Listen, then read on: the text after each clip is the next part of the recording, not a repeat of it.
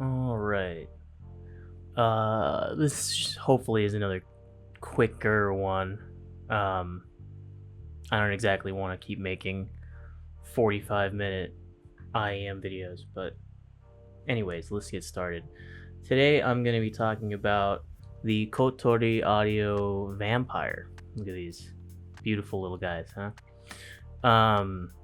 So I recently went to Can Jam SoCal Can Jam, some call it. And while I was there, one of the first tables I was able to get a spot at to listen to some IMs was Kotori Audio, and I believe they're from Singapore, if I recall correctly.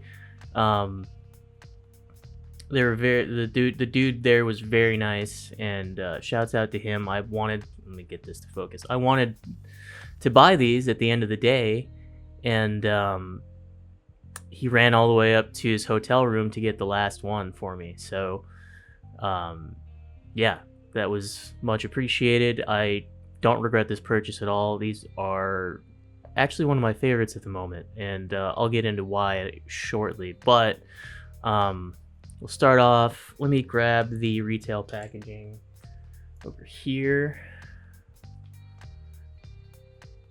Is this gonna focus well? Yeah, there we go. Kotori Audio Vampire, and a lot of the usual IM things. We got what I can only assume is a vampire woman on the front, but that's neither here nor there. Inside the sleeve, we've got the typical black box with the logo on the front of it. Focus, please. Thank you, Fuji. And presentation wise, for a $100 IM, I think this is like exceptional.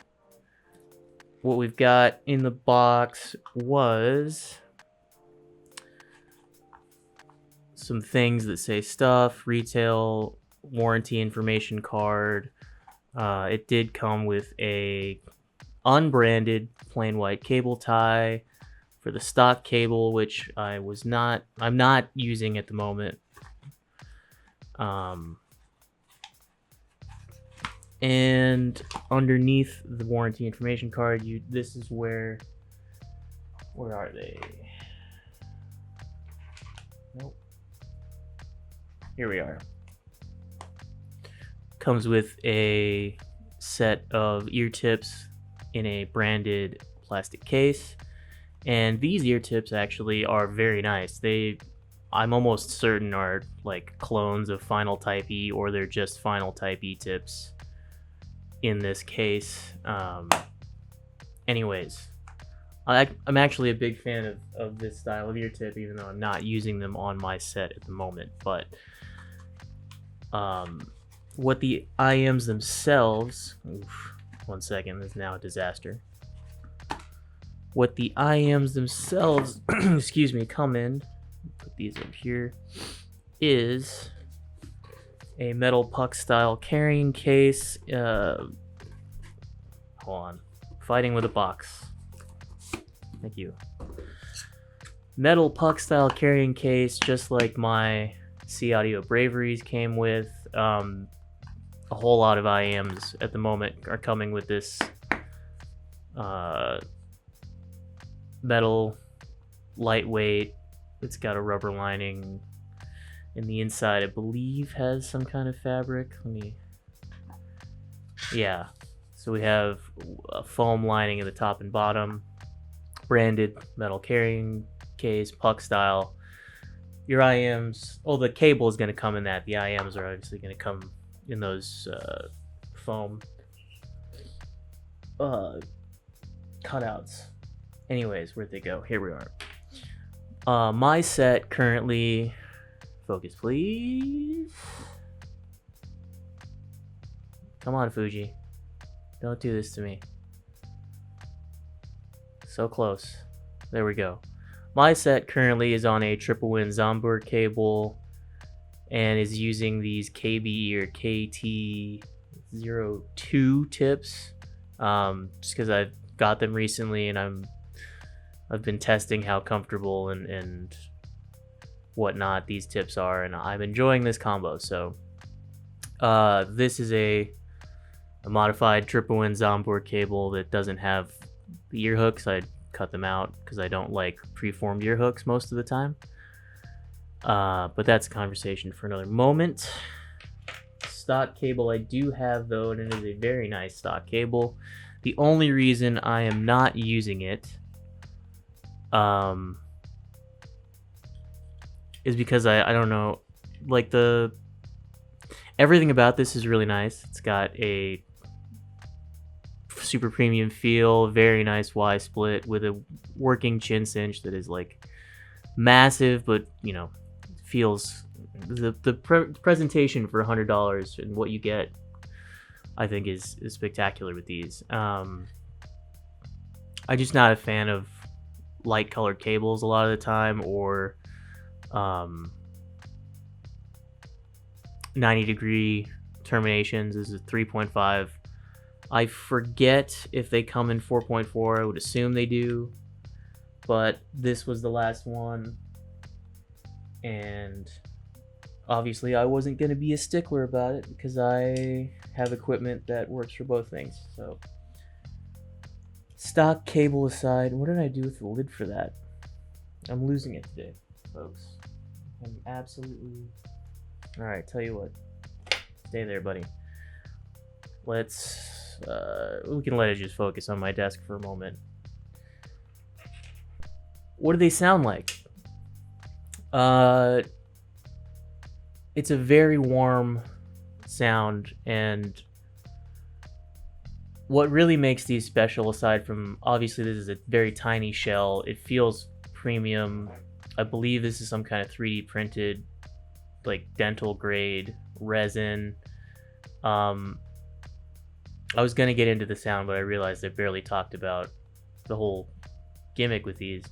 This is a single BA. It's a branded BA as well. I believe it's a Knowles. Focus back, please. Thank you. I believe it's a Knowles full range BA in a very tiny shell. The explicit use case, I believe, the intention for why these were made is to be sort of a go-to daily, inoffensive, and comfortable IEM. And I think that they pretty much nailed it.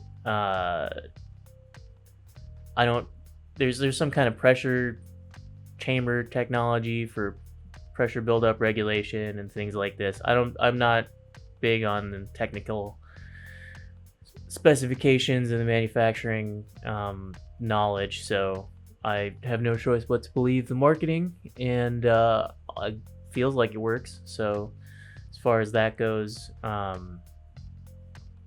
yeah, I bought this mostly for the sound, but also just because I find this to be fascinating. Single BA branded driver. Obviously it's in the same realm as like full Magic 1, although I haven't heard that one, and frankly aesthetically I like this a lot better. So it was an easy choice for me to make in my mind on purchasing these over Magic 1, and these are a much warmer sound signature. Again, we'll get to that shortly. And I'm a fan. Anyways, what else was I gonna say? Single BA. Oh, this is a tiny shell. It looks, I mean, compare it to my thumbnail there, but let me grab a more typical style resin shell. These are the C Audio Bravery, and there we go. Look at that. I mean, it's not quite half the size, but we'll call it maybe 30% smaller at minimum. The nozzle length in comparison is about the same, right? But it feels sort of longer and narrow just because of how small the shell is. Let's see, what else do I have for comparison here? Oh Jesus! Oh, they almost fell. A full Performer 8 here, and just look at that. I mean, These are a little guy, and they're lightweight, comfortable. You truly can wear them all day, I feel. So mission accomplished, Kotori Audio. Sound. Let's get to sound. I believe the marketing material for these says something like a lush, sweet sound is what they were going for. And you know what? Here, let me bring it up in my browser. Kotori Audio. Let's go. Products, in-ears, Vampire. Okay, let's switch over to my computer screen for a moment. Here we have the packaging art in full fuck resolution. Anyways, let's see here. Yeah, it's a Knowles BA full range, optimized acoustic chamber geometry, unique lush and forward tonality awaiting your listening pleasure. And I would say that that is an accurate descriptor of how this thing sounds. Lush, forward, and it is quite unique. I listened to many things that Can Jam Day, and I couldn't stop thinking about these, and obviously to the point where I bought them right at the end of the day. So they presented enough of a unique and enjoyable experience for me to come back and claim them for myself, which I'm glad I did, because I believe it says at the top of the Kotori website at the moment that shipping to the US has been suspended until further notice due to de minimis closure. There's a lot of weirdness going on with trade wars and things, so I hope that there's a resolution to that problem and these can be more widely available, because I am now a Vampire advocate. Kotori pilled. Anyways, here we have some more information about the cable and the driver type. As I said, it's a full range balanced armature from Knowles, so it's not some trust me bro type situation, as Hawaii Bad Boy would say. Frequency response 20 hertz to 15k, which is, you know, typically you'll see the response go up to 20 or 35 kilohertz for some other IEMs, and obviously you're not going to really be hearing much past 15, 16k if you're around my age, a 30-year-old person, unless you've taken care of your ears really well. But anyway, here we have some peek at the inside there. Around $100, and I think that's, you're getting every penny's worth there. Let's go over frequency response. I did measure these on my clone 711 rig, and here I've got the setup showing these are spiritually similar to the tips that I've been using, so that I want it to be explanatory on how I've been listening to them. But for the fuck of it, here is with the stock Kotori Audio branded tips that came in the package. Mostly the same, although it looks like it could be getting a little more air with the other tips, but the treble and on these rigs can't really be trusted all that much, so it does sound a little bit airier maybe in my head, but that's beside the point. For now, this is mostly the same shape and feel. So how does it feel? warm, and I want to say bassy, but not really. There's enough.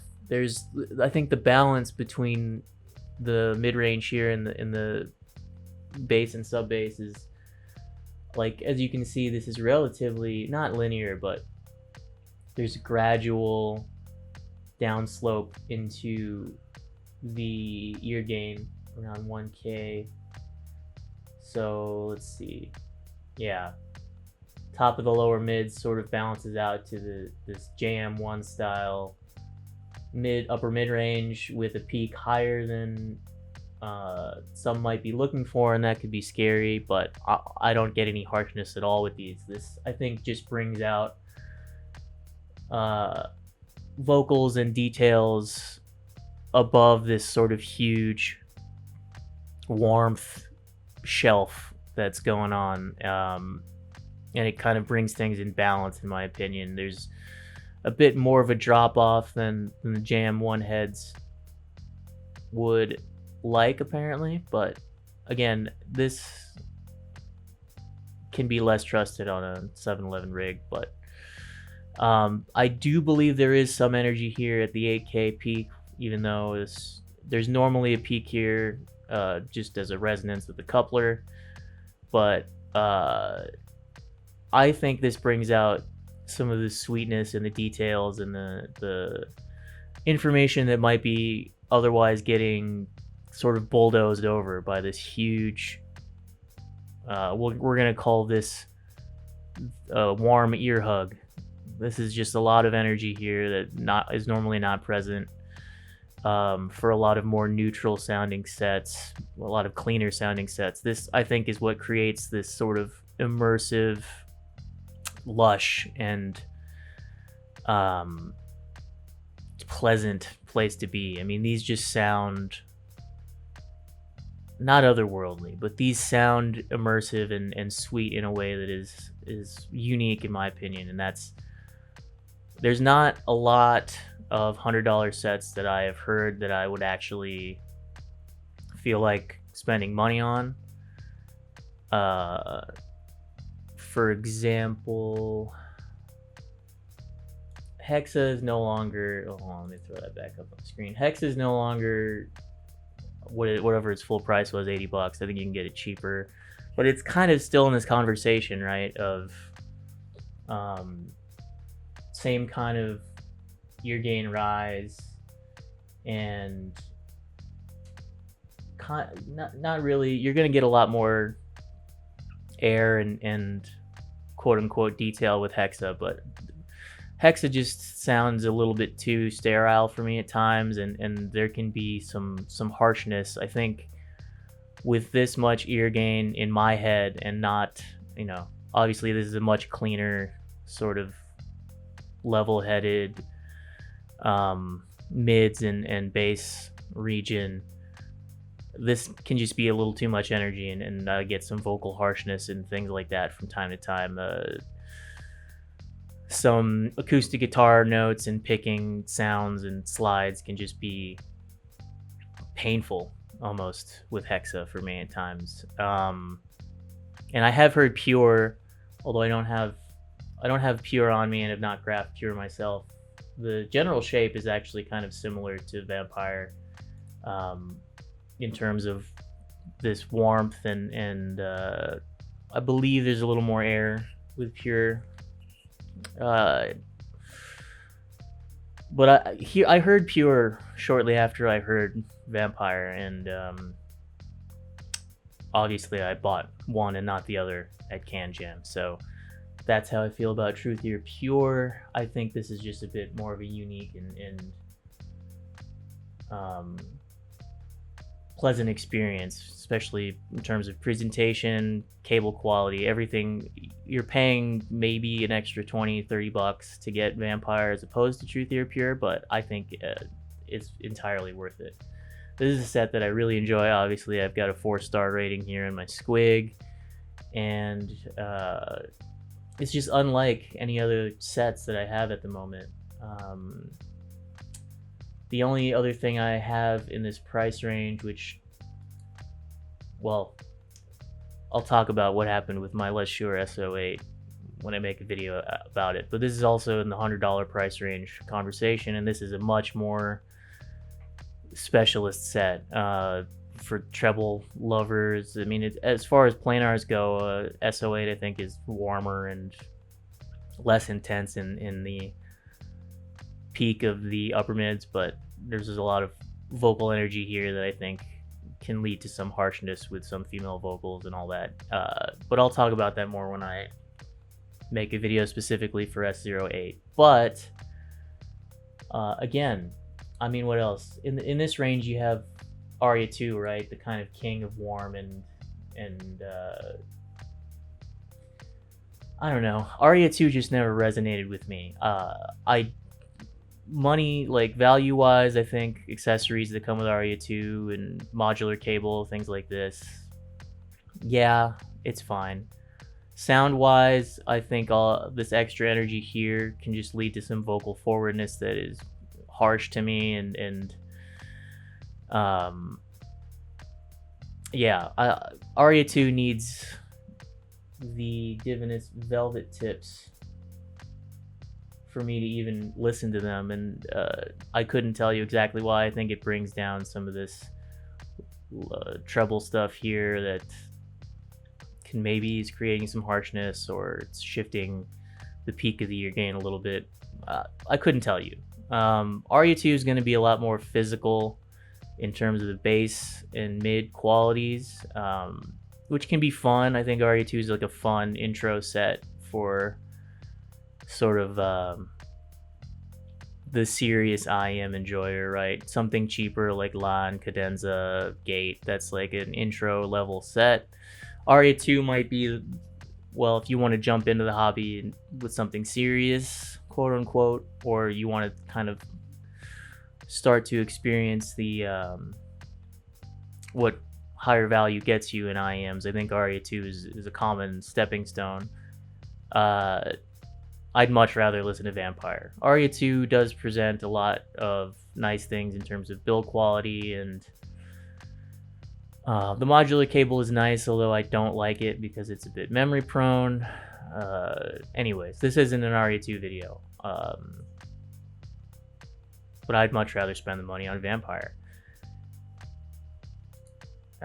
Anything else? I don't think I have anything else kind of in this region.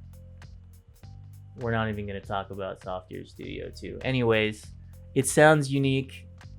It looks, in my opinion, pretty beautiful. Let's bring it back over to the desk. I think the strengths of this are its, come on, there we go, are its unique qualities.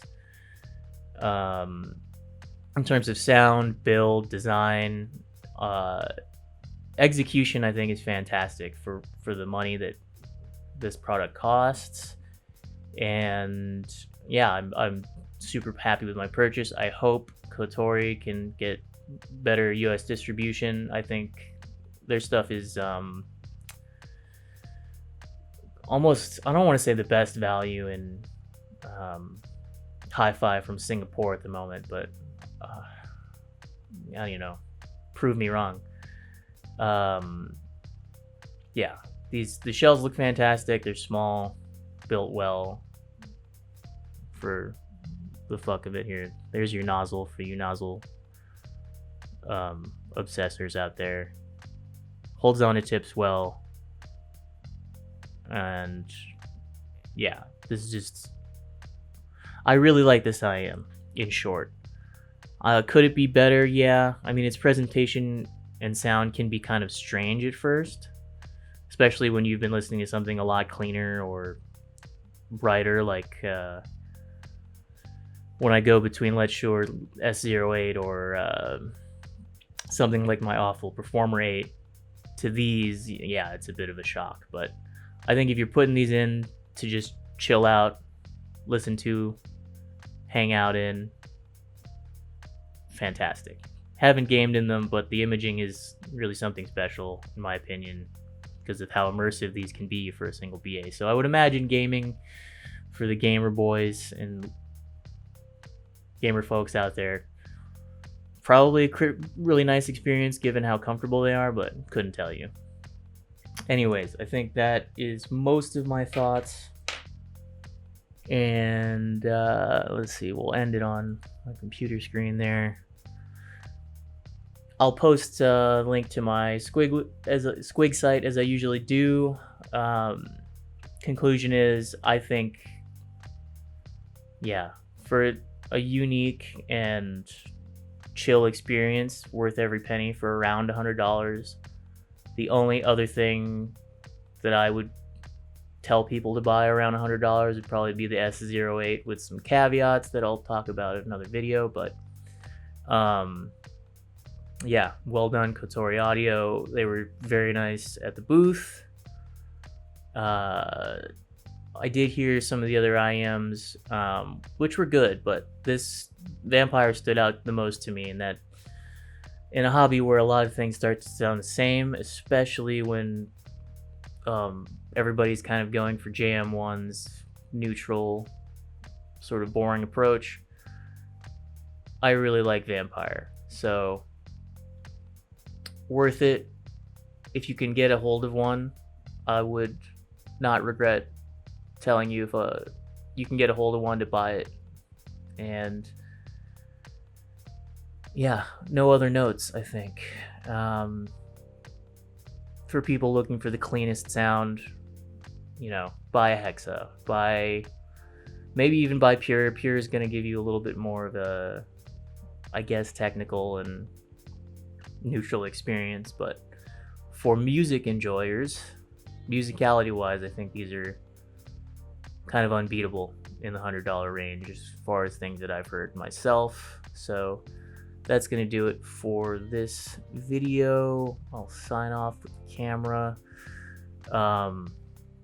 Don't do nicotine, kid. I'll talk about all of my CanJam experience in sum total in another video. I have to go over what little footage I did get at the time. But anyways, thanks for checking it out. If you give a shit, like, comment, ask me questions about these. I'm more than happy to chat. And see you in the next one. Oh god, I'm not going to focus on the whatever.